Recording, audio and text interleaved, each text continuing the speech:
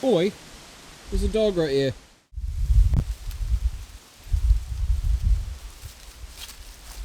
Good morning. I'm Landon with Murmured Press. As my dog blends into the foliage. Good job, son. Camouflage class really worked out for you.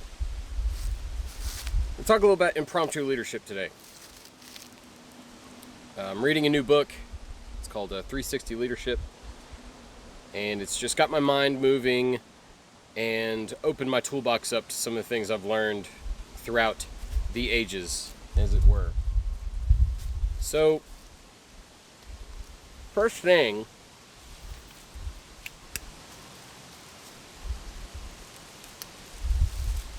about leadership. What's one of the things that happen to leaders a lot? Okay, I'm not talking about election. Okay, leadership is typically thrust upon someone.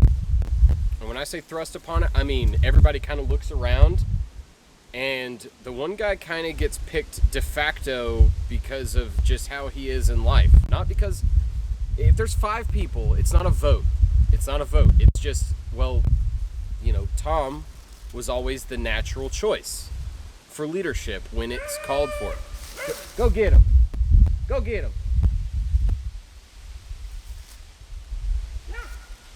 So, when Tom is naturally chosen from the group, it's not because he's the most liked. It's usually not because he makes the best decisions out of the group, but it's because when he makes decisions, it's usually when he makes decisions, not many people question him. They kind of just go, okay.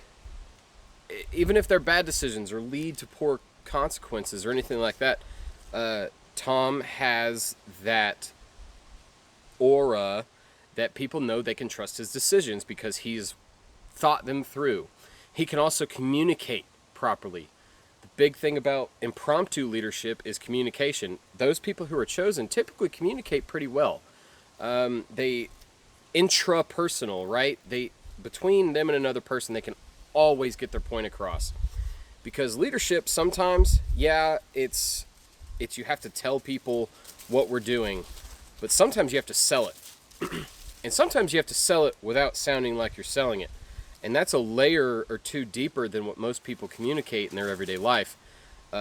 It's not subterfuge, it's just, hey. And it's not how typically most people talk. So the leaders in the bunch strive ahead and push forward a little harder. And impromptu leadership, when it is thrust upon someone, they typically accept it. It happens a lot. Nobody sits there on on United 93 and whoa, I can't do this. No, people were chosen. All right. Or they stepped up to the plate and then said, all right. Okay? It's always the natural thing.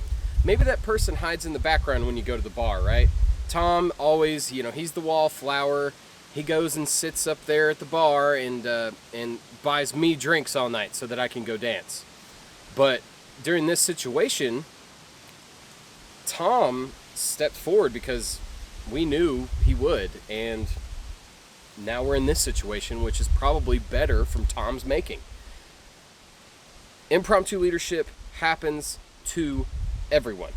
I don't care who you are. You could be an impromptu leader in this situation and not in this situation.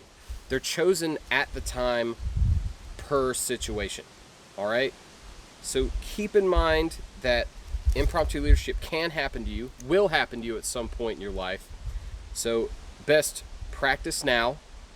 Okay? Practice your leadership now. Practice your communicating now.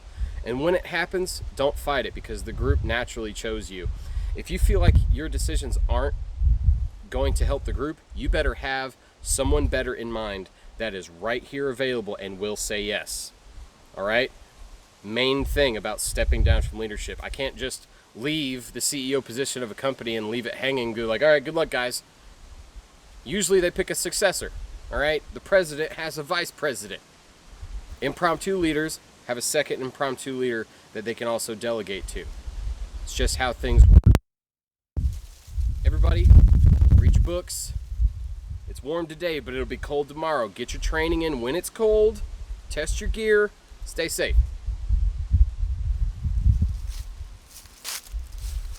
Dog, you have toys inside. I'm so glad you chose leaves today.